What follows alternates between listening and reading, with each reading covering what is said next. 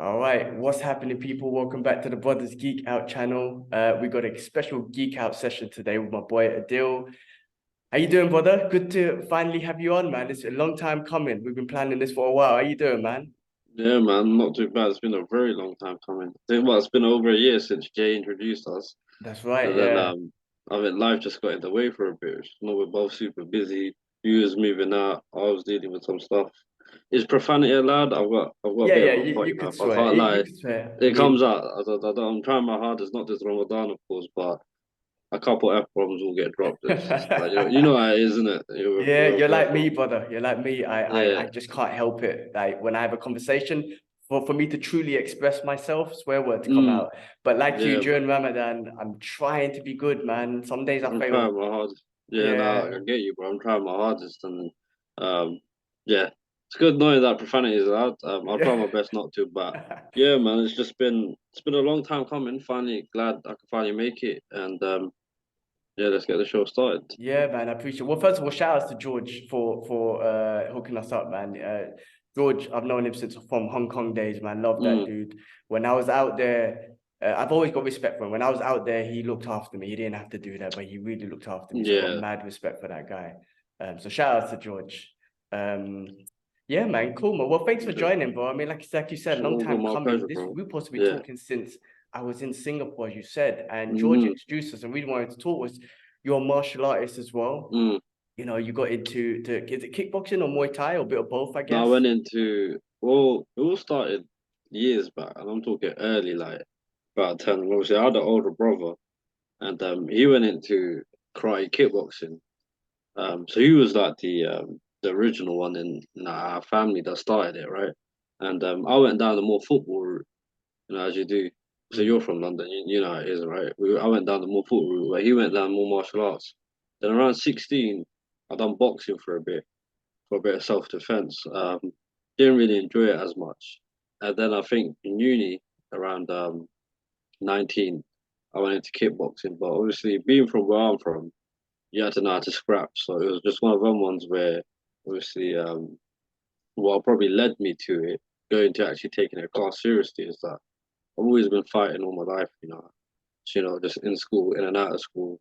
Um, you had to know how to throw down, right? So then I thought, one day, fuck it, why not? Let me go in, actually see how I'm like. And then, yeah, that was literally, I think, after the boxing, it was kickboxing properly, which got me properly into it, into pure martial arts.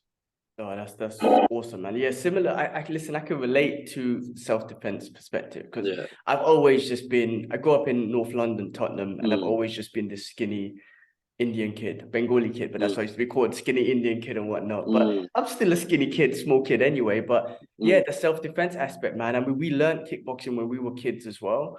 But then it stopped. It got a bit too expensive. My father couldn't afford it. He's a blue collar worker. You know what I mean? Just Yeah. trying to put food on the table, roof over our heads. So then the martial art got too expensive. And then once I got a full-time job, which was like Yeah. after uni, then I got into it. I used to work in Watford, and I found this in the gym that I was training at. There was this like MMA class or MMA. It was like Mm. Shaolin concept mixed martial arts system. I still do that Was it when I like go back to karate based? London. What's that? Sorry.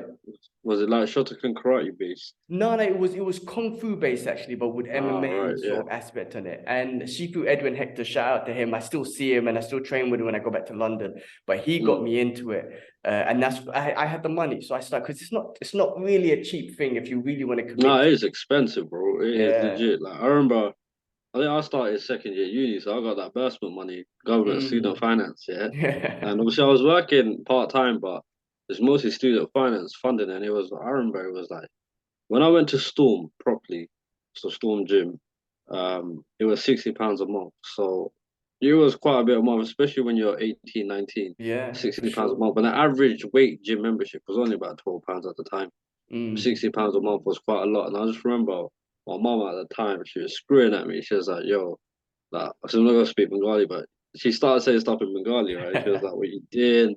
Um, kept calling me Amir Khan. I'm like, mom, that's the wrong sport.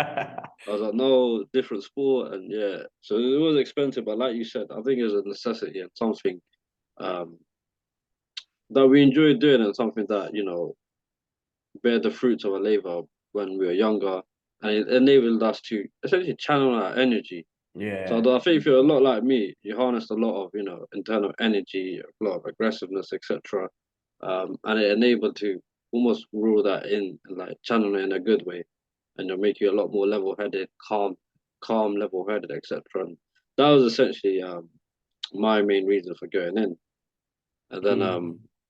I ended up. So what happened with me was, so I joined my uni, like the athletics commission in my uni in my second year, like the kickboxing society. And then 8 months in, we just done twice a week sessions, Monday and Friday. 8 months in, it was like they asked me, "Do you want to represent us in like a national kickboxing tournament?" And it was held up in Leeds. So there was about 50 unis, and I remember I was 65 kg at the time. And then they put me into 75 kg category, weight category, right? And I'm only about 5'6". So everyone I had to fight was about 5'11", 78 kilos. I'm there at 67. 66, 67, and everyone was fighting. Then somehow I managed to win it, right? 5 fights. Um, oh yeah, it was four like tournament style fights, and the final was in like a ring, big venue hall up in Leeds. And yeah, I was just cracking these man. And I somehow managed to win it. Obviously, at a big height and weight disadvantage, and that's what was the main sparring. Like, you know what? I'm gonna actually take this seriously. So that's when I applied for Storm Gym in Luton, is where, if you know Andrew Tate is gym, basically applied Mm. there. It's literally like 5 minutes down the road for me. It was always meaning to join it, and that's where we joined in 2017, and that's where it really blossomed, and I started actually taking this stuff a bit more seriously. And yeah, Yeah. it's been non-stop How since then. how was that first experience like when you were offered to compete and represent Yeah, the uni gym? Or like how was you? Did you get nervous? How was the training process? Like how was the do you know what mind it frame and was? whatnot? I can't lie to you. Yeah, a lot of the people there, like half of them, I say a third of them came for socials and it's uni, and then like a couple of them came for fitness, and then there's a group of core fighters. And obviously, I picked up quite the skills quite a lot because I already had a boxing background, and I was just cracking there. Once sometimes you've done the sparring, especially when you're at a novice level, the skill sets goes out and you just start brawling, right? Mm. So I knew that, and it used to happen when we used to do sparring there. That even if my technique and I was getting a whooping, I could just start brawling, and that's kind of what happened, right? So I knew, okay, even in my worst days, I just scrap it out, right? And no, I was honored because I was like put in with like three of the actual fighters, and I remember I did a proper fight there, and one of the main kickboxers, they was doing it for 10 years. He was like purple belt or black belt. Like me and him had to spar in front of everyone, and he was probably the best in the class, right? And yeah, I went toe to toe with him. Admittedly, he won. Like if it was a point scoring system, he would have won by probably a unanimous decision. But I stood toe to toe with him. I laid my shots, and yeah, that filled me with confidence. I thought, you know what, and especially for me growing up, my parents didn't really let me go do all these extracurricular activities. Obviously, we were proper traditional Bengali, etc., and it was more so like whenever it was like juniors or high school, it was like, Mom, can I go here for like a school trip, or can I go up north, etc.? Can I go abroad? It was always no. So this was Mm. like my first time actually going elsewhere for like a period of about 4 days by myself with like a team that I don't really know. So actually, I was just really excited. I just wanted to see how it happened, how it went down, and yeah, man, it turned out to be really fun. Turned out to be really sick as well. Really enjoyable experience. That's Eye awesome, man. I opening. mean, you bring up a great point about our tradition, man, because my parents are the same. And to let us go on a trip or something, I remember there was just so much questioning, dad coming into Yeah, school, man. speaking to the teachers. Like, he was very concerned. I remember, like, I used to be a part of the Air Cadets back in the days. I really, Yeah. my grandfather was in World War II. So I was really Mm. kind of like I wanted to follow his footsteps in a way. I'm not going to lie, I lost passion. I'm not a soldier like him. Yeah. And that's a different kind of breed of person. But I remember we went to it was a weekend trip away and we were learning how to shoot like an L98 rifle or something. And Yeah. my Yeah. father, like he called every day, like twice a day to like the lead sergeant or whatnot. And Mm. we're kids, like I'm a kid, we're still young and whatnot. And the lead sergeant would take the piss out of me in front of everyone. And I'm laughing it off, but I'm also a kid, so my insecurities are kicking up. I'm a little bit Yeah. like, oh, dad, come on, man, you're Why a you man. was ringing, man? Yeah, Yeah. but now I'm older, I like the love that your parents have for you. Like that, Yeah. that's what now back then you're a kid, you got insecurities, you're thinking these things. It's like, Right Dad, now, why are you man, embarrassing me? yeah, but now you Yeah, value yeah, the love, man. I mean, yeah, no, for sure. I'm 38. I live abroad. Dad's always calling me, mom's always calling me, and I love Yeah, that, man. man. Some of my other friends, you know, Western friends, they appreciate that, man. They're like, gee, I don't hear from my parents in ages, It's and I the don't hear from my disconnected, isn't parents. it? Yeah, so you Yes. make up a good point. Like from our traditional values, it's hard of us to get into those, even though our parents might not discourage it, Mm, but it's harder for them to let go and let you go off yeah. and do your own thing. I remember when I first competed, like my Shifu Edwin was telling me like, gee, do you wanna train a part with the British team and fight in a European Mm, tournament? And I was mm, like, hell no, I'm not a yeah, fighter. I don't want to do this shit. I don't want. I've got into the self-defense. I don't yeah, want to get into fights, right? And then the thing is though, the first fight. So the first fight I did was a European tournament. It was amateur sort yeah, of thing, right? yeah, yeah. And I don't know what it was. Maybe because we were in Sweden, I wasn't as nervous as like my second, third, fourth fight. I was actually excited to get into it. Yeah, I lost that fight, but I had a really good fight. Like I was able to like apply some of my techniques and all yeah, that sort of stuff. I threw so many leg kicks. I felt so great. yeah, Like man, I destroyed his leg. I just got yeah, smashed with yeah, the grappling. He just slammed me so many times. But I just had such an yeah, exciting time. But I remember when I tried to do my second fight, third fight, I in my head I was like, I need to win. I want to win. Right. My yeah. first fight, I was like, I don't care what happens. I just want to go the full round. Have your fun, man. Because I started putting this pressure on my head, like, you need to win, G, you need to win. Yeah, yeah. It froze on my second fight, third fight. I just got smashed. I remember my Bro, second I know fight how was like, you yeah, like we had I a know tournament exactly how you style. feel. Yeah, Yeah, yeah, I and know I just got exactly how you feel. It's smashed. like your driving test. So if you Yeah. don't pass it the first time and then you start putting pressure, and I think obviously when you fought in Sweden, it was almost like a away day, right? Yeah, So your yeah, yeah. people then weren't there, your missus weren't there, your family weren't there really. So it's like, all right, cool. Even if I don't perform well, only my team and staff will know, right? But then once you do it a home fight, and you got everyone there, the pressure intensifies. But then they also be like, I think fighting is you know if you're built for this, if you can fight under the pressure. And that's what I think a big one for me was you know how you said you froze on your second fight. It was like kind of similar for me where my first fight was an away fight.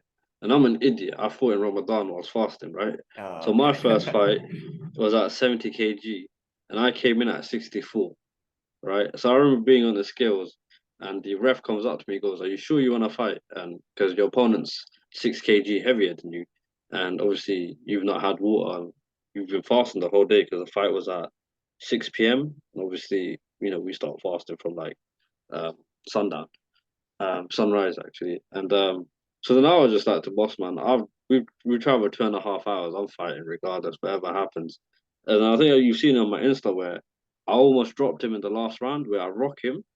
He falls back onto a rope, and then I just gas out. I'm hitting him with 2 shots, and then boom, my energy is just depleted. He won on I think split decision.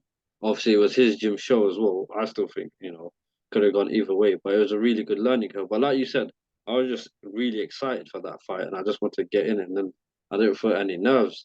Second fight though, it's literally what you said, carbon copy of what you said. The pressure, the lights, the cameras, the actions. And I just remember being in there, and the nervous energy took over me, and I kind of froze. Like you said, like the first round, literally, my mind is telling my arms, okay, block now, slip, throw the low kick, double jab, and my body's not reacting to it.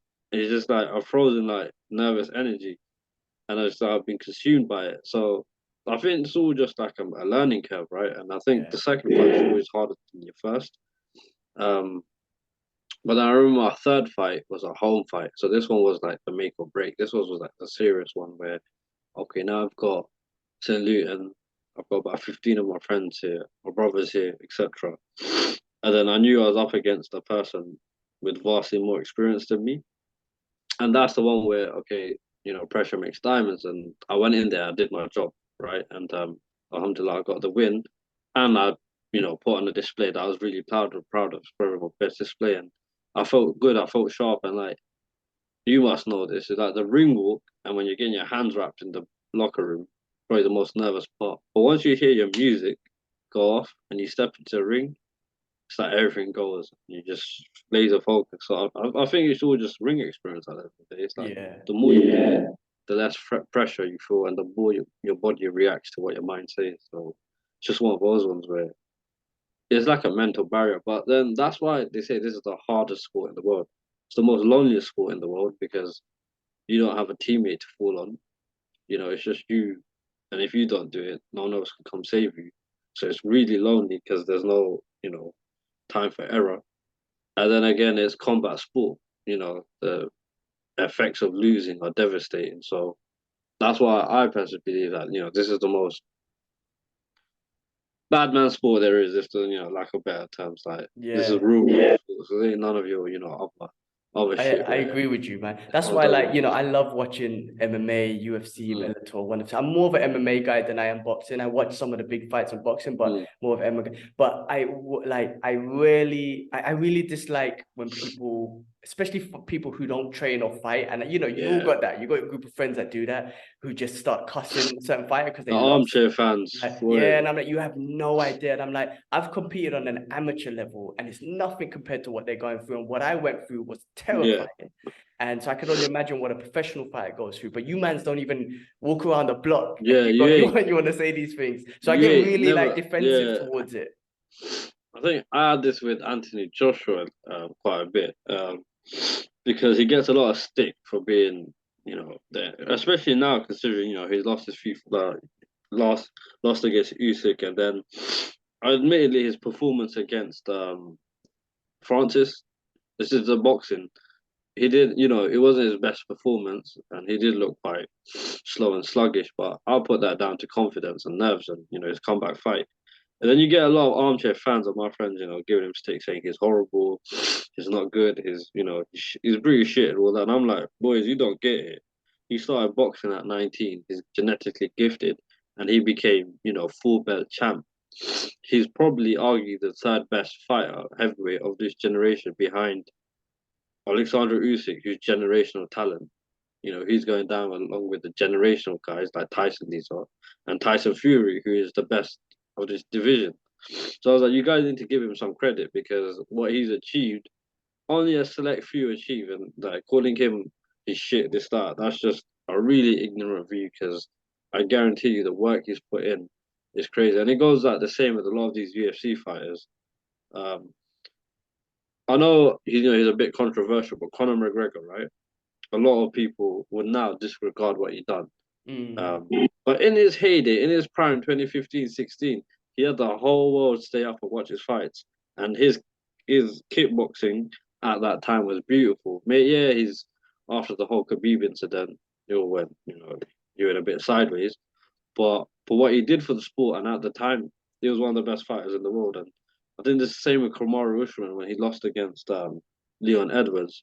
Shout out Rocky, UK, Birmingham, Jamaica, all that represent. But it's one of those ones where I saw Usman get a lot of hate and a lot of stick.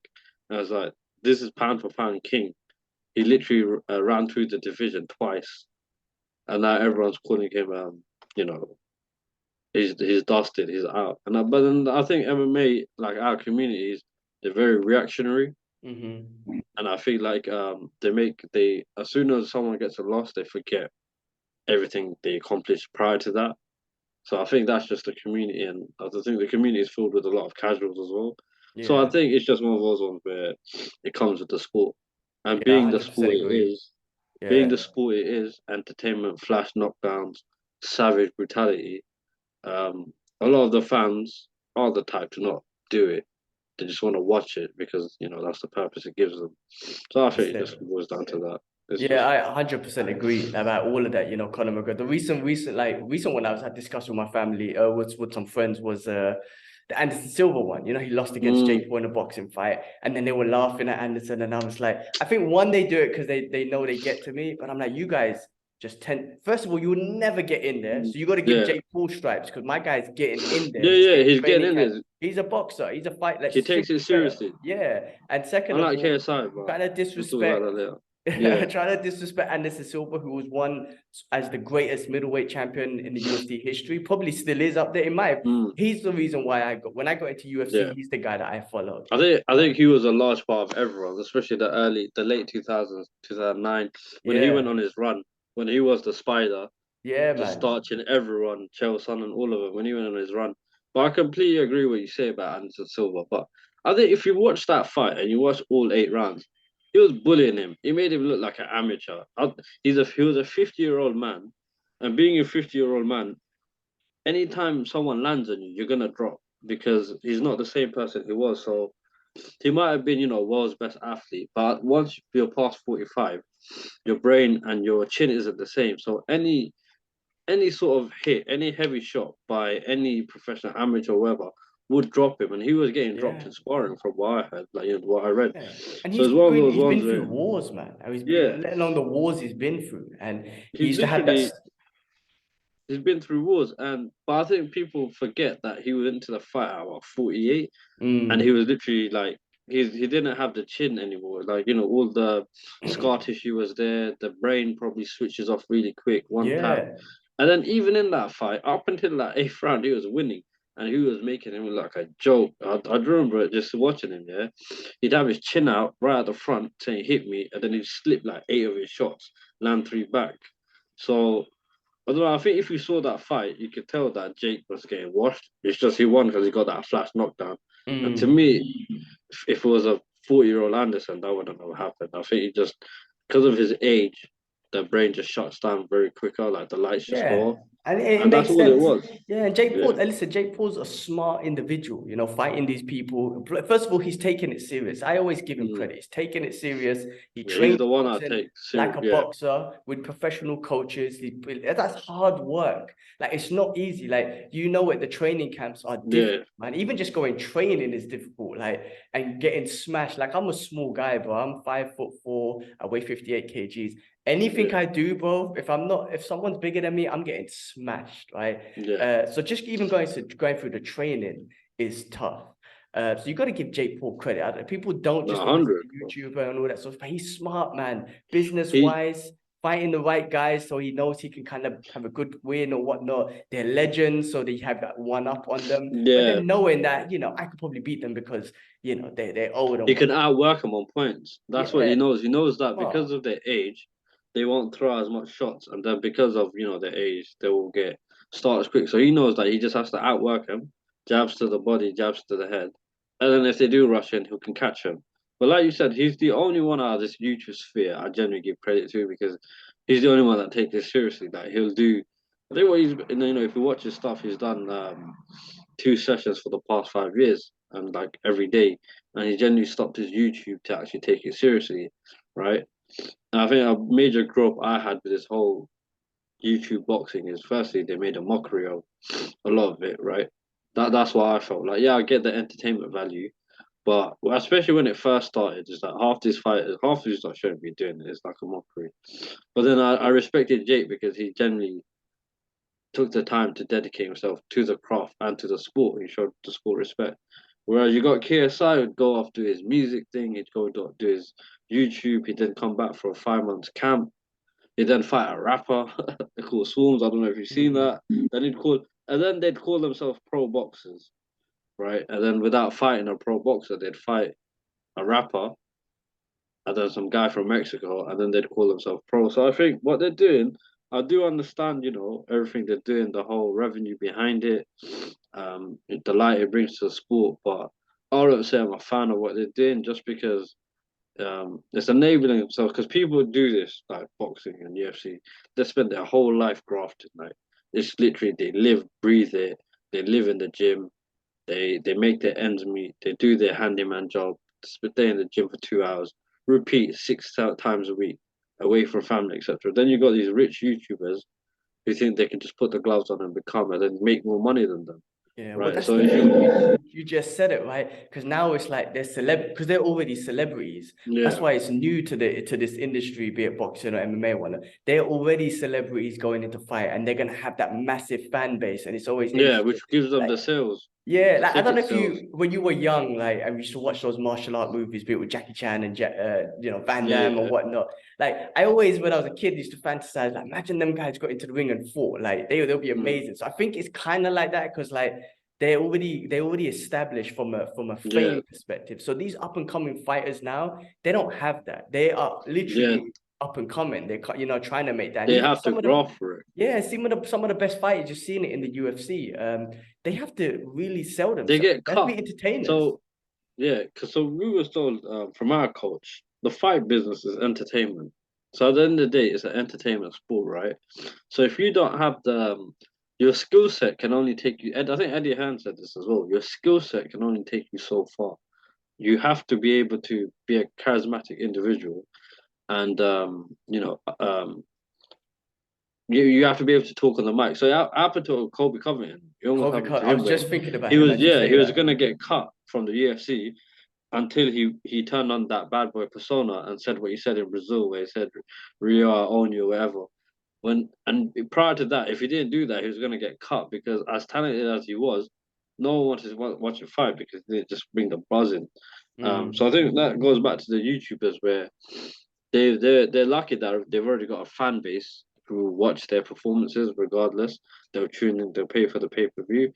But then again, see that's where I have my restrictions because like homeboy's been grinding all his life, and now you think you're a boxer because you've gone in with another YouTuber and you've done like 2 rounds where two punches were landed, and then it just goes back to so there's a couple other YouTube influencers, Idris Virgo, these lot, right? Tommy Fury, and it's like I don't know if you know him, Idris Virgo, and he was a Love Island star, but he's also a pro boxer. So Mm, now he's okay. got a pro boxing license, and I think he's like 10-0, 10-0. But he's got a pro boxing license, and he went on Love Island. Now, being a pro boxer, he's now calling out YouTube stars. So to me, I find that ridiculous. As a pro boxer, you're a professional. You're armed and registered as weapons. You've been taking the sport seriously. You've got an actual license. You should be competing with pros, not amateurs or not even YouTube amateurs, you should be competing in your own category with the pros. Instead, what he's doing and Anthony Taylor and a few others is they're trying to capitalize on that YouTube audience while being pro boxers. To me, I find that extremely dangerous because you're fighting people without a boxing background, not even amateur level fighters. You're fighting novices whilst being a pro fighter, and I think that's generally killing the sport. And that's why I think a lot of people are gravitating to UFC now because the Mm. UFC don't take that. Like one FC don't take that bullshit. You'll never see one FC promote that. One FC are unique where they'll do stuff like MMA versus jiu-jitsu or like they did that Mighty Mouse versus was it Rod Tank? Wartang, You know, yeah. It yeah, was a where they great did the fight. I one was round, excited. yeah, where they did the 1 round Muay Thai, 1 round jiu-jitsu. They do stuff like that, which is sick. UFC is straight. They make the matchups. They put the shows on. You had Pereira, Izzy, 2 4 the other day, whichever one you want to say it, you know. But then I think boxing has become a bit of a farce where half the fights don't get made, half the main pay per view comes from YouTube now, YouTube series. So I think it's all a bit watered down now. Yeah, that's So always been the knock with boxing. Like for the longest time, yeah, like the fights that are supposed to happen now just don't get happen. The Floyd Mayweather versus Pacquiao. yeah, I was about to say Mayweather's a that smart individual because he knew when was the right time, but that should have happened like 5 years before five it years did. earlier. It's You like know, Pacquiao, he took it right at the end of Pacquiao's prime, yeah, that's and then he Mayweather fought being smart and yeah, intelligent. That's why and then he's he fought undefeated and one of the Canelo, best. yeah, and then he fought Canelo when Canelo was ready. I know Canelo had 44 fights, but I think half of them were Mexican genuine. But then he fought him relatively early on in his career. But again, it goes back to Mayweather being, the money, TBE, Pretty Boy Floyd, and all that sort of stuff. And I think because he had the promotion, he was able to stipulate in the contracts who's doing what, when we're doing it.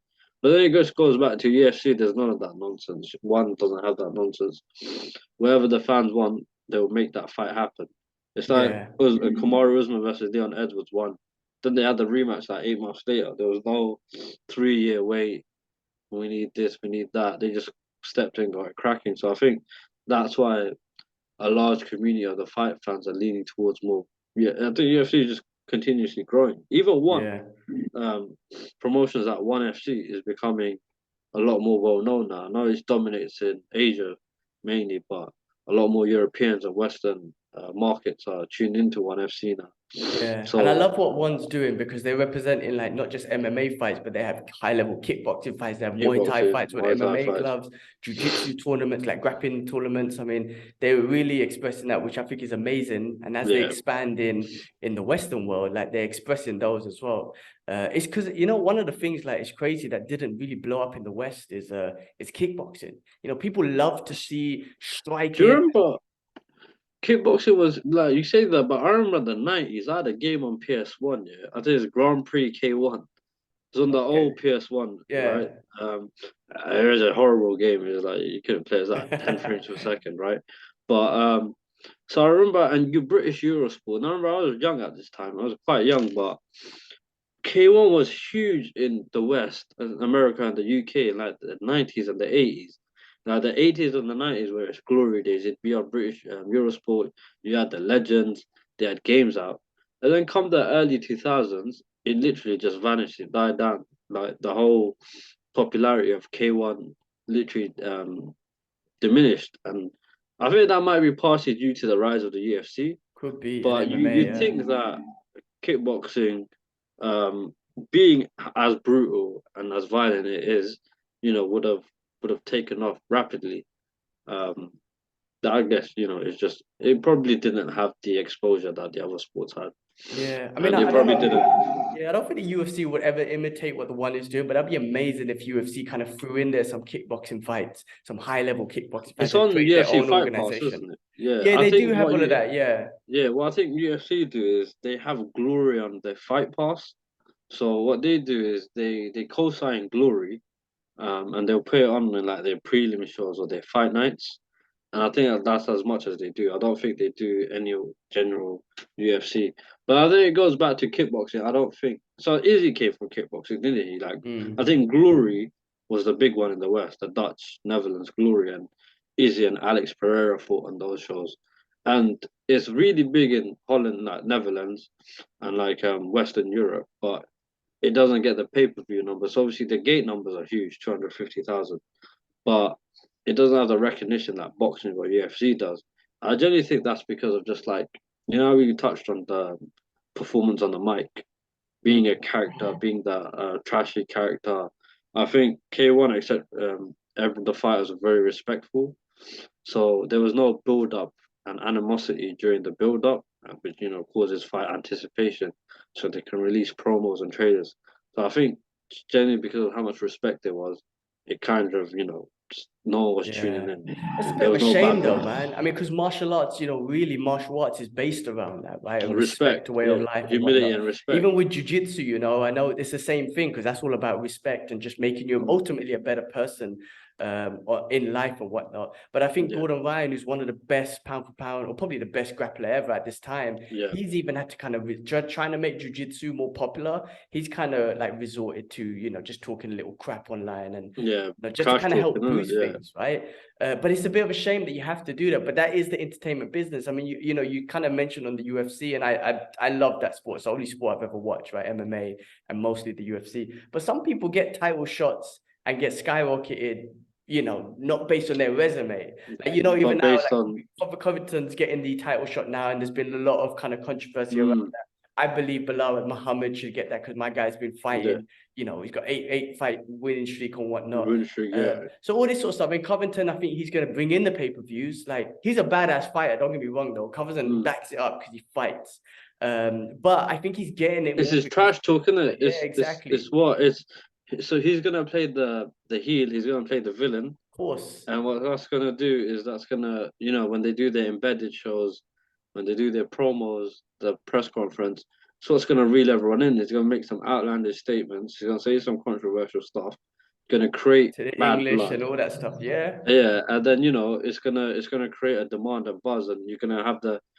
It all extends back to the casual tuning in, and then That's obviously it. That's they're it. gonna tune in, and like you just said, it fast tracks a lot of fighters without necessarily having the resume or the win streak to go in and then challenge for a title. Yeah. And it's like a very big juxtaposition where martial arts or combat sports is a primary reason people go into it is for self-control, to learn discipline and humility, right, and better yourself. But then once you start competing and you want to make a living out of it, and it becomes your main bread earner, all that kind of has to go out the window in terms of promotion to get ticket sales and pay-per-view. And Yeah, if you're because not bringing the ticket sales in, I the said you're promotion putting your won't come. life on the line. Like it's one of the sports. I mean, I know like American football and rugby are Mm. they're bad as well because you're smashing your heads onto each other. But it's one of the sports where you're literally trying I to. don't think Uh, those. I don't think those are the same. You can't compare them, man. oh, It's well, not just like in regards to like damaging yourself, because like yeah, American damage on football, the thing, my but guys like to just smash their heads into other yeah, people. this That it's not CTE is malicious though, isn't not it? good. It's CTE. They're smashing in, it's colliding. Because I had an argument with a couple of rugby dons, in my workplace about this, and it's like because they were given the large in it. It's like yeah, we're physical. We will smash into each other. We will rugby tackle each other, and I'm like that's cool, but there's 22 of you on the pitch, right? So it's not like it's 1-on-1. Secondly, there's no malice intent when the rugby tackle. You're all trying to get this egg. You're all trying to get a ball. That's the main reason. Just smashing into each other. Whereas us lot, our opponent has been training specifically for 6 months to take our heads off. Literally, their only goal for the past 6 months is to get in that ring, decapitate us in front of our family, in front of our missus, in front of our friends, right?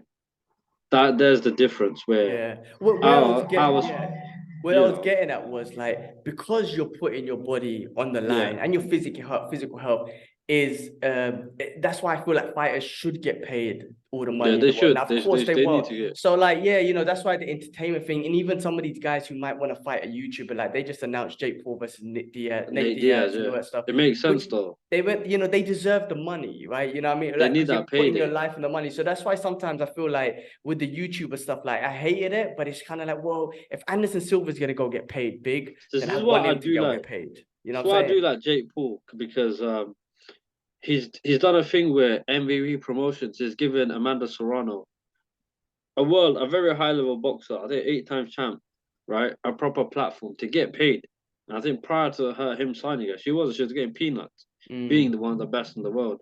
So that's why I do admire Jake. Admittedly KSI a bit with the whole misfits. Like you're allowing certain fighters, who've done the graft, who haven't been paid properly, to actually get a proper payday. So as much, I think you touched on it. As much as I dislike, the whole influencer side of it, I do respect primarily what Jake Paul's doing with fighters' pay because he's generally trying to boost fighters' pay and he's generally trying to support it. And it's when you ask Dana White and you hear what Dana has to say on this, he's always got an opinion saying that they look after the fighters, they pay them adequately. But then you have fighters, I think Jared Connier, I think that's his name, come out Cannonier, yeah. and saying that they don't get paid, they get paid fuck all, and they're living in a gym, etc. I think Chael Sonnen comes out says the exact same thing. So it's really who do you believe at this point? Yeah, it's a I tough think business, Dana's a man. mob boss. I Yeah, do oh think yeah. he's a mob He's boss. a businessman, isn't it? I mean, big Yeah, time, you know what I mean? And they're gonna do always what's best for the business. That's why, going yeah, back to like Covington and Talkers getting the title shots and whatnot, yeah. it's always gonna win because that's what's gonna bring in pay-per-views. I mean, McGregor, I mean, Chael Sonnen was probably one in the UFC, for example, he was probably one of the ones who started it off. McGregor just took it to that next level. Took it to the next high. Even with that Khabib fight and whatnot, like that was like McGregor, like as you said, he brought in a lot of casuals, right? And even with Khabib doing what he did, and he's a lot more respectful and whatnot, but he brought in a lot of casuals from the It Muslim world was and whatnot. it was literally that was I think the pinnacle of the UFC. I think Lesnar started it, so UFC 100 I think started the whole popularity. Then like you said, Chael Sonnen and Bisping started the whole trash talk, and then McGregor took it to new heights. But I think the Khabib and McGregor, I think it was the pinnacle because it's almost good versus evil. It was almost what not to say, but the West versus the East, Islam versus atheism or whatever they represented. It was discipline versus the non-disciplined. And if you watch their press conference, McGregor I think adopted the Joker persona with his purple suit, his Mhm. laughing, his giggling. He went full Joker maniac, and it was literally. I really enjoyed it. aside from, I I think mean, a he lot of was people, smart. You have to a give it lot, to him. Like, just sorry to cut you, but like, you have to give McGregor, right? yeah, You have to give him that credit because he was smart. Because I'm he a made fan that of the him. biggest. Yeah, same Yeah, here. I mean, um, he made it the biggest fight in UFC history. And I love Khabib as well. Of course, I'm a big fan as well. But if it weren't for McGregor, it would not have been that that biggest fight. I don't And think Khabib's career would have gone to the heights it did because he became a superstar after that fight. superstar, yeah, He genuinely became a superstar. He transcended into the Mayweather realm of athletes, the Ronaldos, your Messis, right? yeah, And yeah, I think that's generally because of McGregor. If it was any other, if it was Tony Ferguson, right, they were supposed to have a fight got cancelled 4 times. If it was Tony, it wouldn't have. They wouldn't have done the numbers. They've probably done about 400K. It wouldn't have yeah, broken the mill, exactly. and And I and think they would Khabib have. just being who he was, and then like, yes, Yeah, he got in the Muslim world, but I think it was like that weigh-ins, right? When they weighed in and the Khabib's there on the mic and he just like, Alhamdulillah, I'm gonna Alhamdulillah, and then smash he it. does And I the think pointing. all the Yeah, Muslims in the world were just like, oh yeah, shit, we just need to watch this. united. Like it just got Everyone, everyone. I think And you everyone. feel good about it. I remember even women, like my sisters, aunts, couple, people I spoke to at uni at work at the time.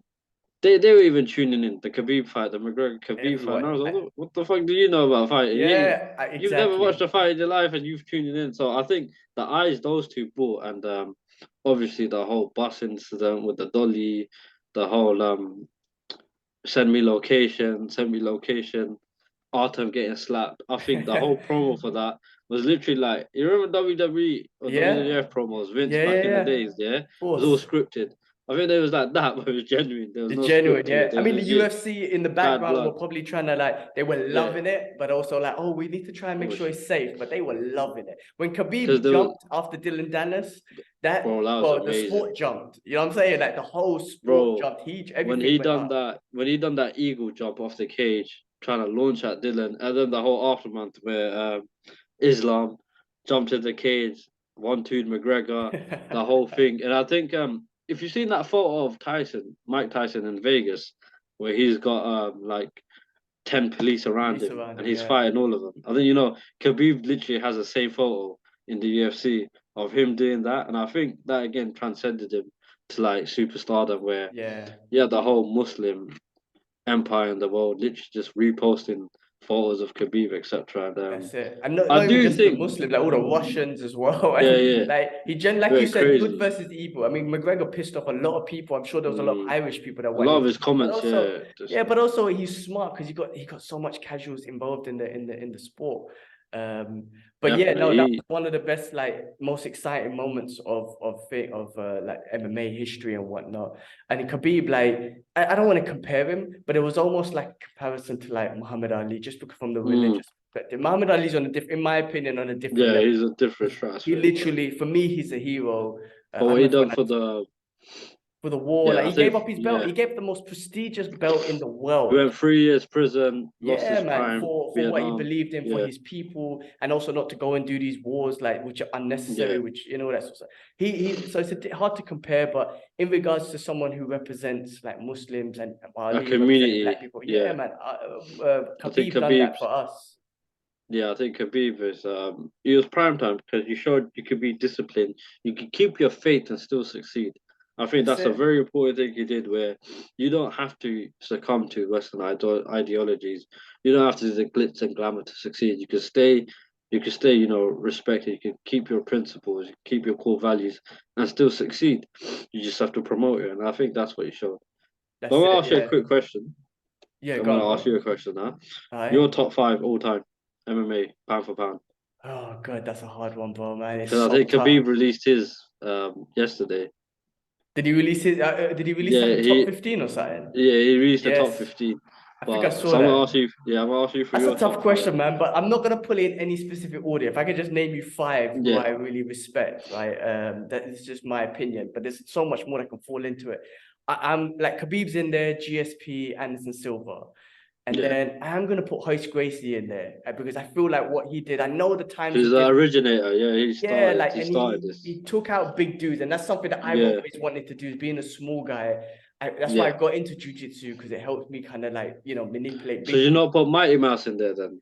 I was gonna put him as Because that's gold then. my last one as Yeah. I mean John Jones. I didn't even put John Jones in there, man. See, that's Yeah, what I'm saying. There's so many. it's a hard, So my it's a last one very was hard list. either John Jones or Mighty Mouse, but Yeah, John Jones is probably the best. I know he's got those asterisks next to his name, but he's, in my opinion, he is probably everyone the was best. gilled up back then though. So when he Yeah. went on his prime, when he went, when he came out 20-year-old, um, so obviously me and my old like TUF, the Ultimate Fighter was on back then. I remember my older brother used to force me to watch it, and this was when Jones was on his run. And I think everyone was gilled up back then, so juiced. So even if he did have his asterisks, they all were juiced. Rampage, Rashad Evans, every single one of them. Was it Shogun Rua? They were all juiced up. So yeah, he's got asterisks to his name, but who didn't at that time? Kind of, I Pre guess you could say USADA. made it an even playing field, isn't it? Yeah. I mean, I don't know if they all were, but yeah, no, who knows? No, it's a respectable top five. This Yeah. Yeah, it's he's not. definitely up there, but that's the thing. That's a hard. I mean, after what he just done a couple of weeks ago, I mean, how could you not have him as one of the best fighters ever? I mean, the guy is The and when you're the only heavyweight UFC champion, again, no offense to boxers, but man, yeah John Jones will kill Tyson Fury in a boxing match. yeah. Like, this is a crazy statement, right? And my friends Not get in a boxing match. Not in a not a boxing boxing, match. sorry, MMA fight. But in Or an street fight. MMA, Yeah. yeah, street fight, he'd take him. They've got no chance. They would just I low say kick this him wrestling. statement that always gets my friends upset, and I just say it for clowning purpose. But I'm like, listen, guys, if it was a real MMA fight or street fight, Yeah. and I got into fight with Floyd Mayweather, I'm sorry, guys. There's a good chance I'll kill him. Like I will shoot. I wouldn't even strike with him. I'm just saying, right? He's like Just shoot. 157 pounds. I will shoot Yeah. low, struggle to get him to the floor. But once I get him to the floor, I'm You pretty just sure have to wrap him. that's it. So I take the piss. But Don't I get me think wrong, but I me and have an you, advantage. me and you are gonna have a disagreement on that one there, because my boys are BJJ, right? They're pure BJJ wrestling, and so it always kicks off, right? If a kickboxer or a boxer got cracking with a predominantly ground game guy, what would happen? So then there's my whole argument if it's a street scenario, purely the streets, we left the club and it's the streets, and you manage to take me to ground, as brutal as it sounds, I'm gonna put my fingers in your eyes. There is no because it's the streets, right? In a competitive environment in the cage, cool, boom. For you probably have the upper hand. That's why wrestlers predominantly are now the champions, right?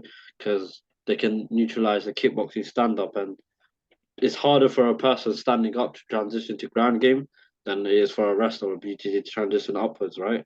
Cool. But in a purely street scenario, if my life is on the line, I am biting your neck, I'm biting your nose, gouging your eyes out. If there's a brick that's getting thrown at you, which essentially neutralizes your ground game because any second there's a chink in your armor where you react and you do that, it allows the person to get out. So then that's the only thing. That's where. But if it's in a competitive environment, I say the BJJ person has a higher chance. Yeah, I mean, And street I fight, don't disagree with you on the street fight, but then from the other perspective, the BJJ guy or the grappler could have the same mind frame. So even though I'm gonna take you down, I might hit you with a brick, he could just I might fish hook you as well. he So might there's just he that. might do the exact So he yeah, on might the do the street exact fight, same. thing is, with the street fight, in my opinion, like you don't, my BJJ You coach don't said know. say the same thing. Like if you're in a street fight and there's a group of people, you don't know who he's with, you don't want to go to the floor. So You real don't true want BJJ and whatnot, there is striking involved, and of yeah. course, the first rule of self-defense is you walk away and all that shit. But Keep it standing when you walk you don't away. want to go to the floor because you don't know how it is. But if it is one-on-one, yeah, look, I Yeah, mean, I think it stems to yeah, if it's one on one, like you said. If it's one on one, because BJJ is not one on one sport, that's the issue. It's not a multiple person, it's a one on one competitive sport. But I do think what you just said touched on. If it's one on one on the streets, the BJJ guy, if he does get him on the floor and he's got the dirty mind as well, it's a wrap for the other guy. It's legit a wrap. yeah, and you But if never it's know, you multiple might. people, Yeah, you might try and shoot for a double, right? And yeah, then pick him up, and then you might slam your head on the floor too. yeah, There's and so many he things that might. can happen in a street fight. You just don't know. I listen from I my think it's too risky. I yeah, think all of that. This is why I try to avoid it because if you're trained and you crack someone with a good 1-2 on the streets and they drop and they hit their head on the floor, that's an M charge. that's If it. you Yeah. again BJJ, you pick them up, you throw them on the ground, their neck, twists whilst on the thing.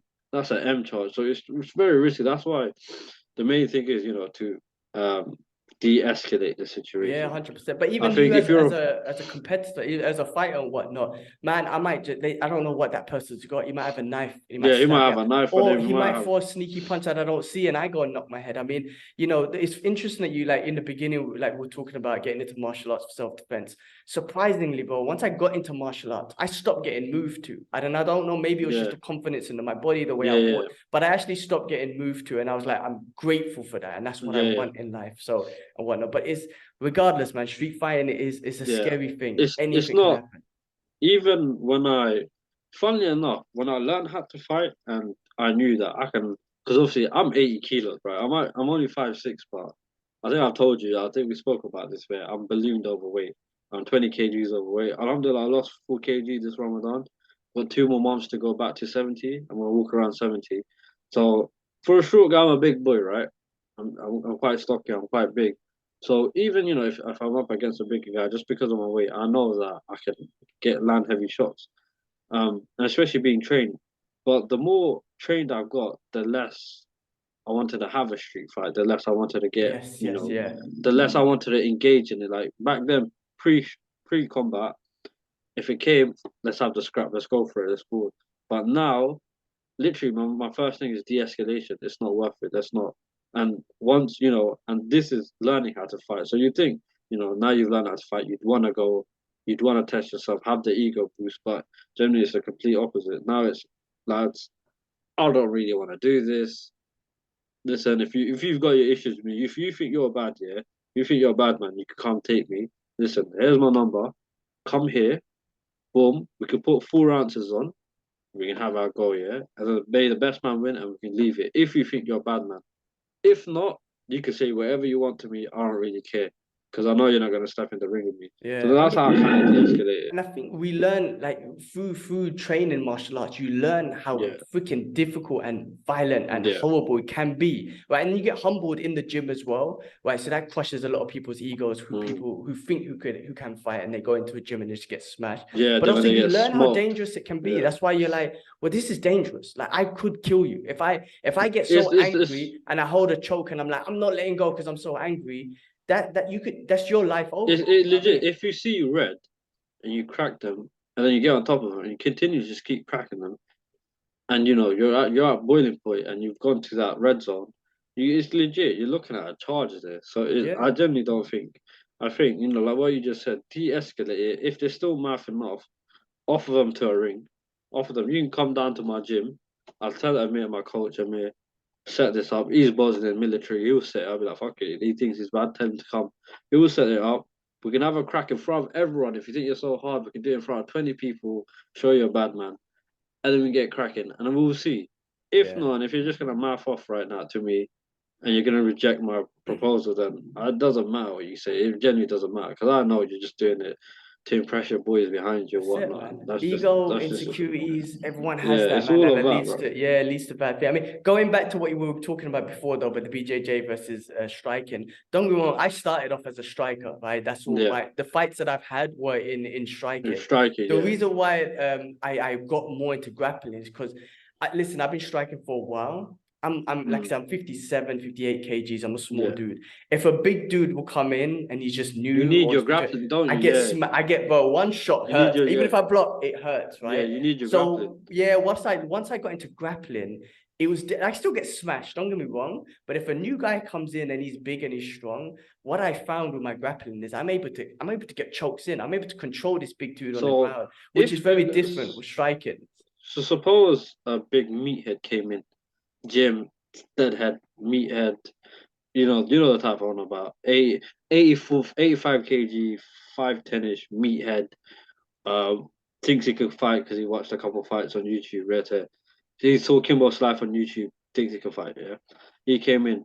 Would you think because now you've got the BJJ on your side, you'd have a better chance of him choking you out, and you'd have a better chance of basically subduing him and putting him to rest, basically, hundred as percent. opposed to if it was only Yeah. stand up.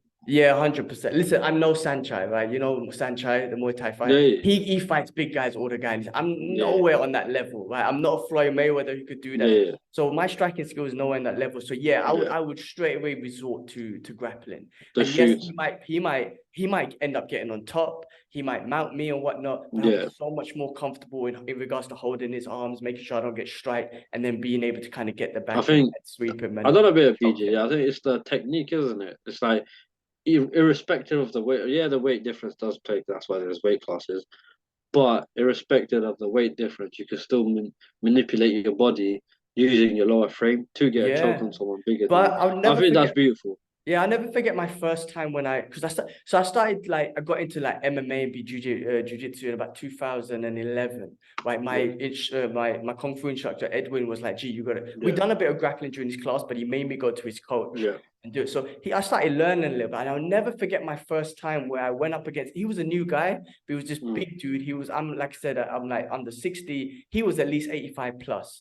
And I remember I'll never forget this. I mounted him, bro, and I mm, got his I got his own arm across his neck, and I just yeah, held it with my other arm, and I was on top of him, and I was like, in my head, I was like, I can't believe I'm controlling this dude like this. And yeah, he had no idea, and this is someone who had no idea what to do, bro. right? So I was just amazed by I can't believe I'm actually controlling this big dude, Mm, right? Now, don't get me wrong, if he carried on training within 6 months, he's a yeah, bit of a problem. He knows how to hip escape, he knows how to move and whatnot. He's a problem. So I get smashed still by yeah, people who are experienced, yeah, but that was my moment where I was like, damn, this shit works. Like, not saying yeah. striking This doesn't shit. work, because when I striked against people my weight class, I loved it. Yeah, The moment a big dude hit me, I was like, bro, that shit hurts, man. mm, I don't even want to do that. yeah. So it for me, it just kind of gave me confidence, man, with the jiu-jitsu and wrestling. But I'm always striking. I love doing all of it. Mm. The gym I'm at now, I'm doing all of it, trying to get it in. I want I to think learn you all need. of I it. think the best is what you're doing is the blend. The blend. Having the hands and kicks, and then having the ground game to go with it. So that me, I've been pondering to make the jump to MMA for like a year now, 16 months. Because of my height, I'm always at a disadvantage at K1, just Mm. because I think 5'6", and then I fight at 65-ish. Everyone's always 5'11", 6 foot, long range, long kicks, push kicks, all that. So I'm always at a disadvantage, right? So even when I cut in, if even when I get inside and I fight inside, I'm still at a disadvantage. So I've been thinking of making the jump to MMA for a while. I've been told really all you need is kind of solid wrestling foundation and just the basics in BJJ to get into MMA. So I yeah, I'm would say looking that's at true. Yeah. starting. And I'm especially at our starting at level. We're not thinking yeah, about UFC and one FC high level. yeah, We're talking about at our level. Yeah. I mean, if you got good takedown defense and you can keep it standard, definitely can. Of course, you need to know some basics on the floor as well. So you'd be able jiu-jitsu, to yeah, so you're able to get up and whatnot. Because if a high level takes you down, then yeah, yeah, you need to know how some of the defenses are. But at our level, yeah, for sure, man. Some of yeah. the I think basics are necessary. But you should definitely like just yeah, it's. get I'm into it. gonna. I think I've got semi-pro K1 in July, providing I can make weight. Semi-pro K1 in July. We're gonna see how that goes. If it goes well, I might just stick to the K1 because my passion is standing. Right, I'm a stand-up fighter. I like striking, and when I did the BJJ, etc., the reason I didn't continue it is because I just didn't enjoy it. I didn't. One, too much to learn. My tiny head couldn't handle learning all the new stuff. The sprawls, where to fit your head. It's too much learning for me. And secondly, it was fun, but I didn't really enjoy it as much. It didn't give me the sense, the adrenaline rush that the stand-up gave me. And Mm. again, so I always thought, okay, I'm always gonna lean towards stand-up. But again, it's an avenue that I'm gonna look into come Yeah, but that's summer important though, man, once to the weight enjoy goes it. in. Yeah, If you yeah, tried that's to the get into main thing. MMA and you didn't enjoy it, then you didn't join the ground part, then you're not complete, right? Your Yeah, mind's not good. My Shifu used to say that to me all the time. He used to be like, gee, like, if you enjoy it, even with his class, his own class, he used to say, if you yeah, enjoy it, cool, let's keep training. If you don't, don't waste your money, don't waste your mental energy, Mm. don't waste your physical body. If you don't enjoy the class, go find what you do enjoy. Like I done Yeah, go capoeira for for a bit because I love that. Jiu-jitsu, I went into loads of different things to find what I enjoyed. MMA, the core of MMA is what I really got into because I found that effective and I needed that for my own self-confidence and stuff. Yeah, But and you the know, I'm self-defense. really glad I met that sort of instructor, because some instructors can be like traditional, like don't do anything else, just come to my class. He didn't care about the money he was making. He's like, gee, like he used to tell everyone in the class, if you don't enjoy this class, don't come here. I don't want your He money. sounds I don't very want to open-minded. He is, Sounds man. If very it weren't for open-minded, him, I very wouldn't have respect. got Yeah, into MMA. Honestly, I would. because I probably would. I wouldn't have got into it as soon as I did. And there's yeah, I mean, like, and when I sorry, trained, like I yeah. said, he introduced me to like when I started competing for him a little bit, he introduced me to his jiu-jitsu coach, his boxing coach, his Muay. He's like, I want you to go learn, even though he was teaching me striking, I want you to go learn from these guys as well, because you can implement that stuff into. Yeah, no. It's rare, it's great that I came It's across rare him. because what you just said, touch on. There's a couple of gyms here that they get offended if you train at another gym. The instructor, the coach, head coach will get offended if you go to another gym, and I've seen it myself where we've had fighters come down from other gyms to our gym, and they've got animosity towards their head coach, etc. They've almost been exiled from their gym because their head coach found out they went elsewhere to do a bit of stand up, a bit of BJJ. Now, to me, I find that it's really silly because if at the end of the day, if you're still representing that gym when it comes to the showdown and the fight show, then what does it matter if you go elsewhere for the odd session to work on a specific thing you don't get primarily at your gym? So, but then, yeah, I think you managed to find yourself a very open-minded coach, who looked for the best in you and essentially trained you to enjoy the sport and for the love of the sport. Yeah, no, I'm grateful for him, Yeah, man, because he really because I loved martial arts. I loved it yeah, from when I was a kid. Obviously, all the movies and everything I grew up, but he really helped me understand martial arts. He got me into MMA and UFC, and he made me do homework, like go yeah, search on the Gracie family. Like that would be a homework yeah. session, and he'd be like, No way. stuff. So he Yeah, was really amazing from that side. You mentioned that you're think looking to get into another K1 fight in July. So what does your yeah. like sort of training camp look like? Like how long do you like? So Is it 6 weeks, so 8 weeks, and what do you it's do? Some about 12 weeks. conditioning and So yeah, right now, obviously I'm overweight. So right now I'm training twice a day. The main thing is just to get down to 70. Friday I get down to 70. I know my coach Amir Sabasic, the K1 legend, kickboxing master in like Europe. He coached Andrew Tate, Tristan, these lot. Very respectable guy, 20 plus years in the business, military man, Bosnian military, was general commander at the war. So his training, so the coach, obviously we're quite well known, Storm Gym's quite well known in England. Our coach, because he's a military man, our training is military training. It's the mm, highest level you can get.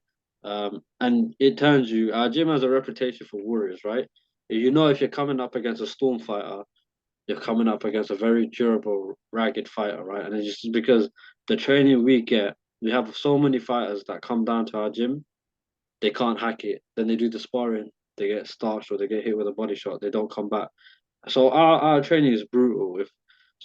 I'll give you an example. Well, one of the camps, like my Amateur Kings fight camp, it was we'd come in, we'd have to do a 5K before the class, right? And we do this 6 times a week. So let's say on Monday, it's 5K before the class, we then come into the class. Then we do a 20 minutes warm up. And obviously the coach would lead the warm up and it'd just be um it's a crazy warm up, a crazy military warm up. Like I can't even explain, like 100 push-ups, 100 squats, 100 sit-ups, stand up, continuous running, shuttle jumps, squat walks, all of this sort of stuff. Um, Funny enough, Storm Gym's warm up I found harder than a lot of other gyms full session, right? So mm. that was the intensity. The warm up was brutal in itself, right? And bear in mind, I was still a high level at this point. Warm up's done, and then generally it would depend on the day. Now, if it was nearing the end of fight camp, so the last 6 weeks, it would be every day would be 90-minute sparring, and then the sparring would consist of about half an hour would be you just open mat sparring, and then it'd be the Shark Tank. Or the Shark Tank, I don't know if you've done it, was Yeah. it'd be the Oh, ring, it's there'd be the about worst. 6 people in the ring. I'd be in the middle, there'd be a person in each corner, coach would be outside the ring, 4 rounds, 3 minutes non-stop. Person in the middle has to fight everyone for 20 seconds, round robin. First person would come in, 20 seconds. Switch, change, he'd go back. Next person would come in with a flying knee, 20 seconds. Change, he'd go back. Next person would come in. Round robin, whilst the person in the middle has to fight everyone for 12 minutes straight. Everyone else gets a 20-second rest. But the whole point of that was come round two is just pure survival.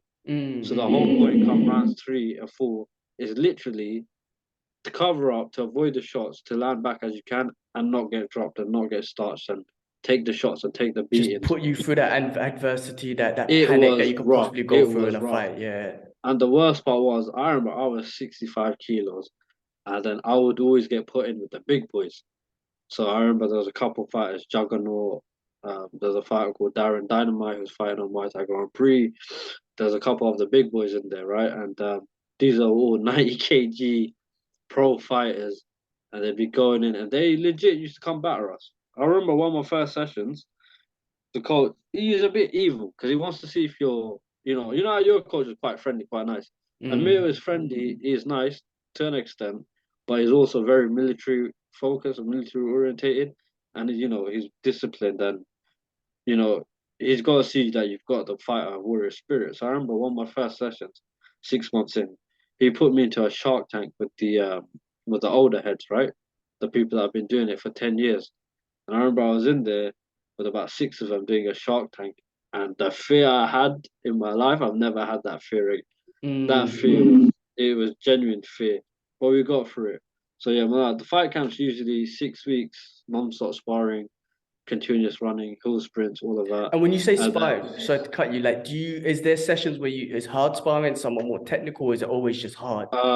it's yeah, like you said. So one day will be technical Dutch style sparring, a bit on the lighter side, cardio thing. The next 3 days will be heavy sparring, heavy sparring, and then the final day will probably just be you cool down with pad work, etc. And then so I remember we'd have Monday, Tuesday, Wednesday sparring. This was like the final 6 weeks. Thursday pad work. Saturday would be pad work and sparring, and then Sunday they'd bring down fighters from other gyms, from other things to come do sparring.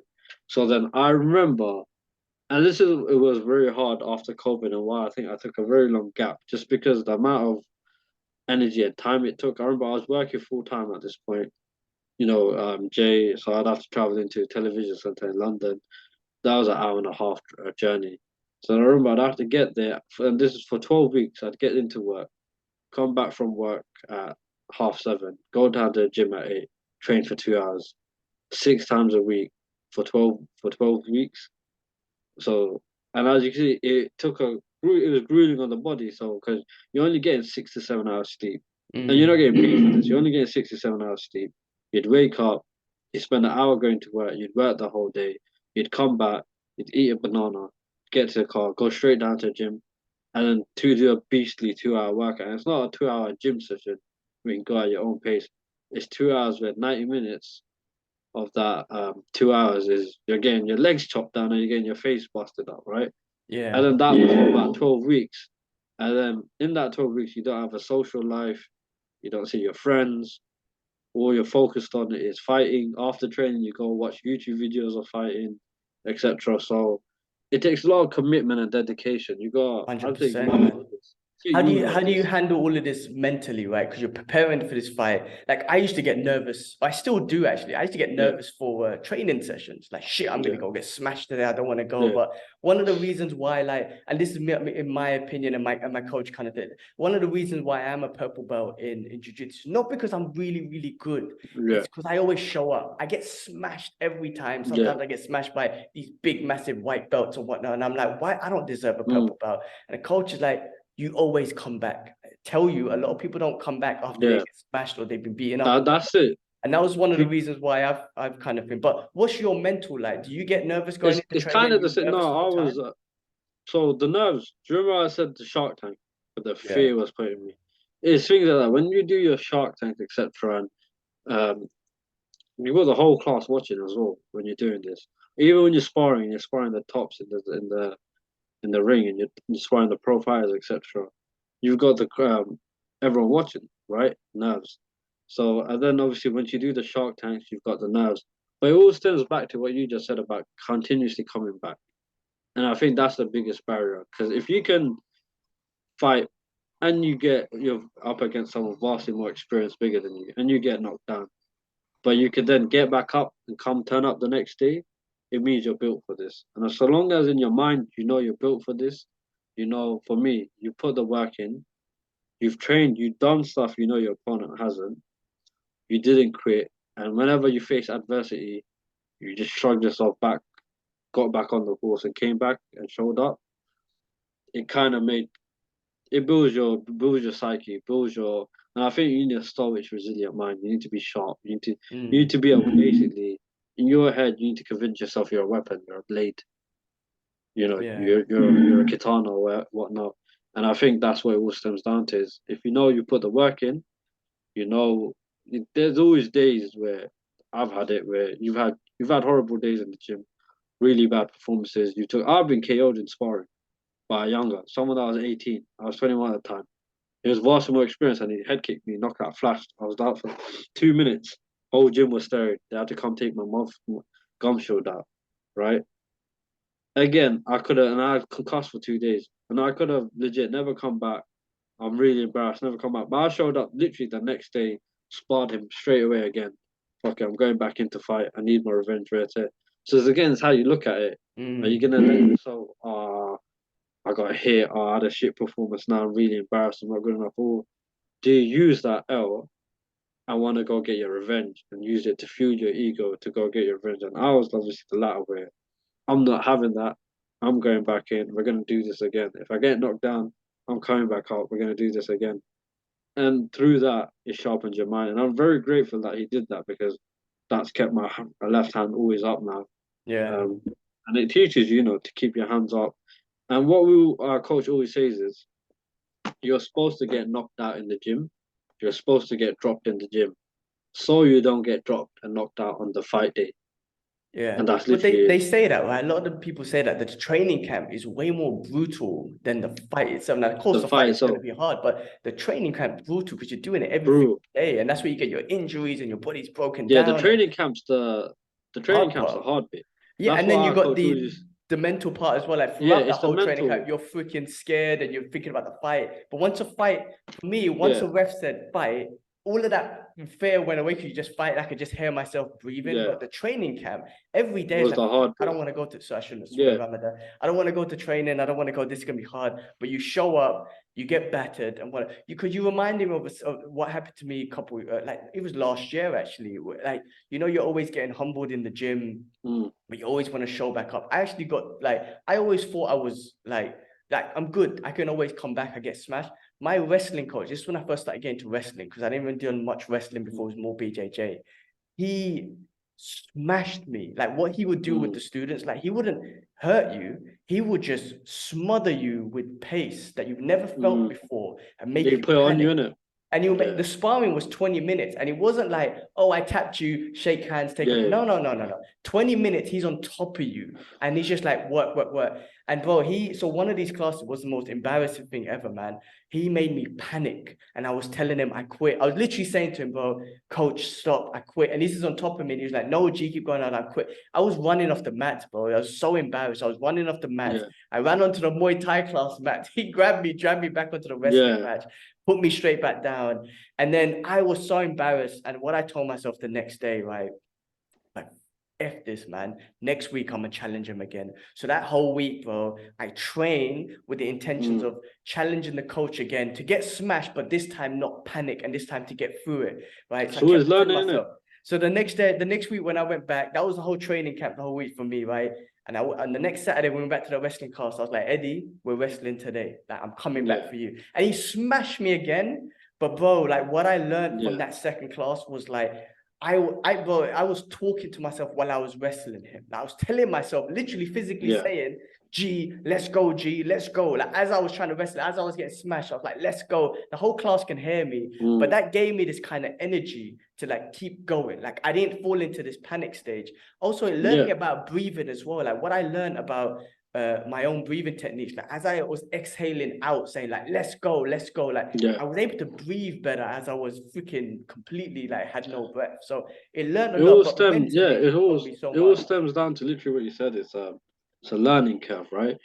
You need to take the L, you need to fall to get back up, right? And that I think that's where the casuals don't understand about fighting and why we respect the sport so much, because you will never learn unless you lose, whether that be in fight night or the gym, right?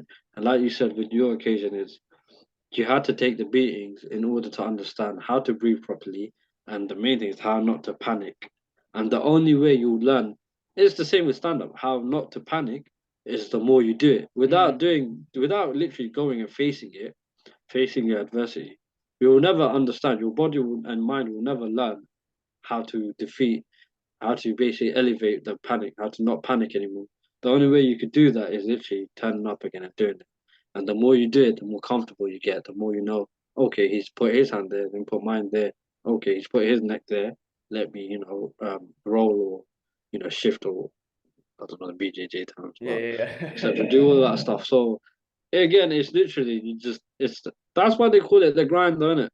It's That's it, literally the man. It's a grind. It's mental like, grind, physical it's grind, the all that sort of mental. stuff. Yeah. And I think, I do always have doubts about myself, but like I yeah, said, I always show up. Like I don't care. I'm gonna go back. the One, biggest, you're going, bro. not to cut you off, I think the biggest thing with fighting is the mental bit.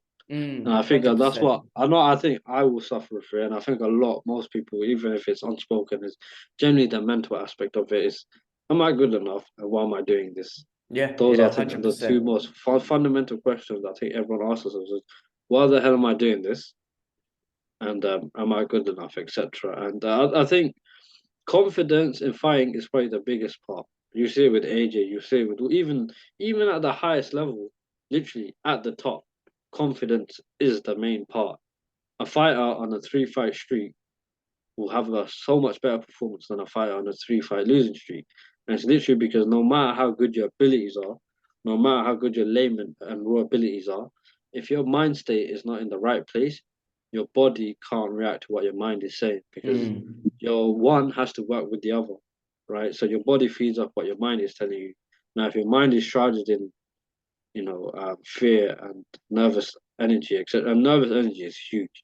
It's why I froze on my second fight, etc. And if your mind is not in the right state, your body won't react to what you that's want it to it. react to. Yeah. It's about I think the mental channeling blocker, yeah. I think the that fear and mental that nervous blocker, energy. yeah, It's about channeling it, right? I mean, the thing yeah, is, like, what always gives me confidence, or what used to give me confidence, even to this day, you hear people like Mike Tyson and George St. yeah. Pierre saying, "Yes, I was scared. I'm 100% scared. Fearing There's for their life. the moment I signed the paper saying I'm gonna fight this dude, I'm scared. But it's yes, like it's about how I use that nervous energy to kind of channel it. Like use it in that fear to kind of allow Yeah, yourself to go to through it. And it's good to be scared at training. Like they say the same thing. I'm scared at training because I'm gonna freaking going through this camp and whatnot. But it's just about kind of program. For me, it was always about because I knew I'm not a fighter. I know that, right?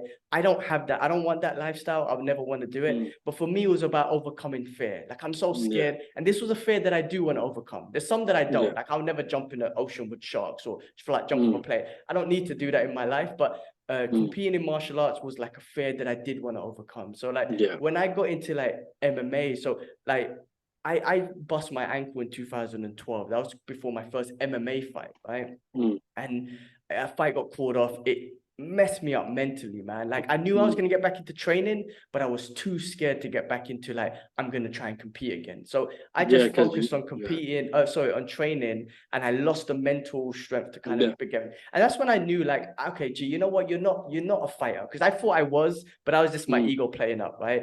But then when I got to Hong Kong and I got back into training, my ankle was a lot better. I was like, you know what? I want to try this MMA again.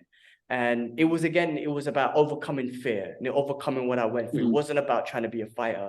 That one, look, there was a lot of dodginess going on. My opponent, they basically, like you were saying, they were trying to set me up with a bigger guy. He couldn't yeah, even make the weight at the weight that they set out for him. So they cancelled the fight a week before. You know what? I always put it down to God. God saved me because I Yeah, would have probably got smashed by that dude because he was just way bigger and whatnot. So Allah saved me. Then Singapore, yeah. same thing. Same confidence came back and I was like, I want to try again, just Mm. overcome this fear. COVID happened. Maybe Allah's telling me, G, don't do it. Like Relax, maybe, yeah. but now I'm here, bro, right? And I'm training in the No, gym. you take the jump and do it. This is what I always say. If it's in the back of your head, yeah, you've always got it playing in the back of your head, and you always essentially dipping your toes into the fighting stratosphere, right? Seems like you're just always in it, and something happens. That means your body's telling you to do it. That means in your mind, there's a segment in your brain that is telling you to fight, and if you don't do it again, you're always going to be restless. Mm. You're always going to have, and then if you don't do it, you're always going to think, oh, I should have done it again. So You you're know, rather better off doing it, yeah. and then whatever happens, happens, rather than not doing it and then regretting saying, oh, I wish I'd done it again. Exactly. I mean, look, That's legit I the only reason I'm doing it I again. always try to think back at my life, and obviously my life has ended up, took me to Hong Mm, Kong, to Singapore, to Dubai now, and I do think, Allah obviously paved that way for me. mm, God knows what would have happened if I did do that fight in 2012. Maybe I would never have even been here right now. Not yeah. saying that I would have got hurt, but maybe I would have said, "No, I'm staying in London. I want to try and be a fighter, Mm, or whatever." I don't know. But even all the other times, like, for me, it was just like sign the paper and do it. So once I signed it, I was like, all right, I'm in. And again, I mm, guess Allah saved me from whatever could have happened. Now I'm training here, I'm gonna see how it goes. It's a lot more wrestling yeah. heavy. You got a lot of them brothers from Dagestan and Kazakhstan here training, Mm. doing the wrestling. So it's a lot more wrestling heavy. I'm gonna learn it. And if I feel confident, inshallah, then I'm Inshallah, gonna man. give it a go, man. I'm gonna Yeah, give it a no, try. do it, bro. It's one of the best things. And even if you don't do it, just the training itself, literally, the training itself is worth it. Oh So yeah, even 100%. you don't even have to compete. The competing is legit just the final step, just to see what you're made of, innit? Really, it's all ego and to see if you got the cojones and etc. Right? Yeah, yeah. It's for the glory. It literally is for the glory, right? Um, but as long as you maintain the training and you got the love for the sport, it's all you forever enjoy doing it. You said And something, you just said that, bro. And honestly, this is how I feel now when I think back. So when I was first competing and stuff, right? mm, Again, I was always this small, skinny kid. But mm, all of a sudden, it was like, oh, geez, a fighter, man. Geez, a fighter. That's what I mm, went to call it. So I was actually doing it for the glory, and I felt great for about the glory, it. And then for the respect, innit? It was when always I was for going the into MMA, I was all like, and the ego was getting to me and it's like, oh, geez, this mm, fighter, and I'm training with these badass dudes who are mm, respecting me and whatnot. And I honestly feel Allah humbled me. Like I was doing it for the wrong reasons. The mm. way I'm seeing it, like it's all in Allah's hand. And I feel like Allah humbled me saying, oh, Yeah, if okay, you're you doing this for the yeah, glory. Okay, well, here's an injury that's going to stop you from doing it. mm, What I mean? That's what I truly believe, man. I was doing it for the wrong reasons and I got humbled and it brought me back to reality. yeah. I think that's a very important part. You said you got to do it for the right reason. If you're doing for the goals, if you're doing it to fuel your ego, then you're not doing it for the love of the sport. You got to do it for the love of the sport, for the love of the art of combat, for the love of war, for the love because fighting is modern day gladiator. It's literally modern day. It's taking it all stems from the Colosseums in Rome being modernized into modern day times where two warriors go into a ring Colosseum with the audience watching. Back during that time, there's the Mm. Colosseum. Now it's the ring. So it's literally modern. It is modern day gladiatorism, right? And you gotta do it for the love of the war. You gotta do it for the love of the sport, the love of the brutality, and the love of thing. If you're doing it to to show people that you're a hard man, to show people that you're a bad man, for the yats, for the gyallies, then you're kind of doing it for the wrong reason, and you're never gonna truly enjoy what you're doing. And the main thing is you gotta enjoy what you're doing. You gotta enjoy the training. You gotta enjoy the sparring. You gotta enjoy the tear up. You gotta enjoy the camaraderie in the gym. Getting with your friends, always bettering each other, and that's the fundamental reason to it. I think kind of like you, I initially started for the being our size, to show people that yeah, man's not a joke, is it? Like I can handle myself, right? And here I'm gonna show you it, right? And then boom, here's my trophy. Boom, don't take me for a joke. Boom, I can do that. But then after that initial one, mine was literally I just want to test myself and see how far I could go. That's literally why I went to Storm, and it was literally, okay, if I do this at 8 months, let's see how far I can go in 2.5 years. And now I set myself a few goals up. I was like, okay, within 18 months, I want to do amateur fights. Within 3 years, I want to go semi-pro. Within 6 years, if possible, I want to go full pro. So I made the semi-pro step, but then COVID came. Once COVID came, after the first 18 months, I ballooned out of weight. And then my issue is because I hold a lot of muscle mass, and I'm naturally big, and my family's we just all naturally, I think, it's like gym genetics, we just naturally hold a lot of muscle mass. My walking weight, my fighting weight at semi-pro was 58, Oh damn. and I Okay. currently walk around at 80, right? Which is God knows 22 kg heavier, right? If my maths is correct. It is, yeah, 22 kg heavier. Now the issue for me is maintaining a weight to get to 58 is just ridiculously hard for me. 65 kg is what I'd walk around. So that's the point now where I'm literally dedicating my life to sport again.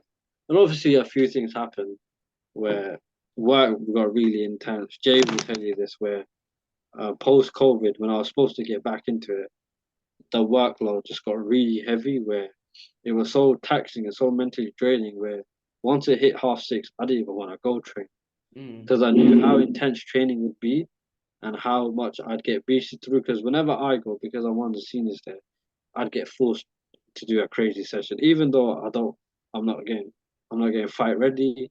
I don't have a camp coming up. I don't have a fight coming up. My coach would always make me train like it's a camp, which props to him, full respects to him. I want the best training. I want you to beast me. I want you to give me the highest level of training, right?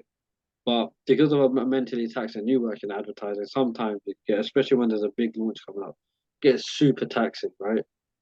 And at a client facing level. And then I remember this was legit how my past 2 years ago. I mean, it hit 7, and I'd be so exhausted that I'd no training that I'd not go. I'd end up not going. I'd end up going to sleep instead. So that's been the struggle lately, getting the balance between my work life and now my dedication to fighting. Now I'm trying to find a sweet balance in between. And it's still really difficult, but we're going to see how the next 3 months go. Yeah, well, inshallah, But it works out, man. I yeah, mean, man. you've been there, you know how to kind of get your Yeah, mind and everything disciplined on it, and inshallah, it works out. yeah, But I mean, it's a good way to end it. We've been talking a lot. I gotta go do my Arsenal yeah, man. prayer. Now It's coming up prayer time and whatnot. But I feel I'll like go back to sleep. we could talk for a long time, man. Let's do this Hours, again bro. sometime, man. You might have to have me as a regular, bro. I think You so. might I have to mean, have we me didn't as even a geek warm up. out. You didn't even Yeah, we didn't geek even out talk about about the that. comic book stuff and whatnot. Yeah, man. But let's do it again, bro. If you're up for it, let's Yeah, do now it just again. message I me. mean, I think Yeah, I'll be. I can give you some timings. We could do this is like quite regularly, quite often. yeah, Like man. once I every enjoyed two this months or something. conversation, and I enjoyed You too. learning from you, like from your perspective of training, the Yeah, mental man. aspect, your vision, and how you kind of go about it. I mean, it's all of No, this it's is been a very learning. interesting chat, man. It's been a good chat. I've really enjoyed it. Props to you. I know we'll probably keep in touch over Insta. Um, Yeah. when I fly out to Dubai, Asia side, I'll shout you in it because Yes, I'm yeah. trying to Please come do, out. I'm man. trying to come out Yeah. soon, man. So I'll give you a message as well. We can link up as well in person. Make Sort sure you something out. do. Yeah, make sure you Nah, do, we'll man. do I'd 100, bro. appreciate it. And then I'm coming back to London in July, but I spend all that time. You're in Luton, right? So I spend time at home Yes. or whatnot. But bro, if I you mean, come out here, North London's 20 minutes away. It's a 20-minute it's drive to true North. actually. Was it like the M1 or Literally, something? it's the M1, 20 minutes. The first, um, just the quickest way to get to London for me is to, so you got North is here, Enfield, Tottenham is here, then Luton's just here. Yeah. So Okay. I All think right. North is a quick trip. So if you're free and you didn't go to, you get some time away from the mumsy and pops and all that. Yeah, give me a shout, man. We can link up. We get Definitely, some. You know man. what? We get some training in, bro. Yeah. Yeah. For I'll sure. take you. I'll take you back down to ends. We could do some quick training. Yeah, We well, got a gym here let's that's see how around the that room. goes, man. I would Yeah, appreciate man, that, it'll be man. And fine. if you're ever out here, give me a shout. But No anyway, we're worries, gonna bro. talk again. I feel like there's a lot more we could talk Yeah, about, yeah, a to lot more unravel. ideas we could flip. So We need to talk thank about Marvel. and 100%, faithful, bro. Like I'm and all, how as he's you can been. see, I'm all geeked out here, so I'm ready to talk about this shit. Yeah, man. But I gotta go do my prayers. I mean, during Swear Ramadan, that I've been trying to be no, very good. You know, we're all trying to be better, and I'm trying yeah, to very stick to my prayers and whatnot. And then I'm gonna go gym before iftar and whatnot. But yeah, we'll catch up. We'll catch up soon, man. sweet, bro. Amazing. Have a love. So people can like get on hold of you? What's your Instagram handle and all the other stuff that you got? I think I'm only on Insta. This Adam Mohammed 97. All right, we'll put that in the Um, link as well. So check the yeah, yeah, description. Again, Nadil, thank you so much for your no time today problem, and just bro. catching up, and Have I a really lovely appreciate iftar it. and rest of your Rosa, bro. Yeah, definitely, bro. Amazing. One thing if you could Take care. do, man, send me an image. Actually, I'll Instagram message you on what I need from you, but Yeah, I'll yeah, send we you saw an image something and out. Yeah. whatnot. All right, brother. Well, take care, users, Take care, listeners. man. Thank you for Cheers. watching, subscribing, all that good stuff, and we'll catch up on the next one. Peace. Sweet.